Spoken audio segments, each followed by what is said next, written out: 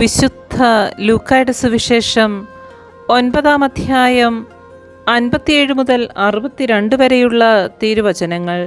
ശിഷ്യത്വം ആവശ്യപ്പെടുന്ന ത്യാഗങ്ങൾ. അവർ പോകും വഴി ഒരുവൻ അവനോട് പറഞ്ഞു, നീ എവിടെ പോയാലും ഞാൻ നിന്നെ അനുഗമിക്കും. യേശു പറഞ്ഞു, കുറുനരികൾക്ക് മാളങ്ങളും ആകാശത്തിലെ പക്ഷികൾക്ക് കൂടുകളുമുണ്ട്, മനുഷ്യപുത്രന് തലചായ്ക്കാൻ ഇടമില്ല. അവൻ വേറൊരുവനോട് പറഞ്ഞു, എന്നെ അനുഗമിക്കുക. അവൻ പറഞ്ഞു, കർത്താവേ, ഞാൻ ആദ്യം പോയി എൻ്റെ പിതാവിനെ സംസ്കരിക്കാൻ അനുവദിച്ചാലും. അവൻ പറഞ്ഞു, മരിച്ചവർ തങ്ങളുടെ മരിച്ചവരെ സംസ്കരിക്കട്ടെ, നീ പോയി ദൈവരാജ്യം പ്രസംഗിക്കുക. മറ്റൊരുവൻ പറഞ്ഞു, കർത്താവേ, ഞാൻ നിന്നെ അനുഗമിക്കാം, പക്ഷേ ആദ്യം പോയി എൻ്റെ വീട്ടുകാരോട് വിടവാങ്ങാൻ അനുവദിക്കണം.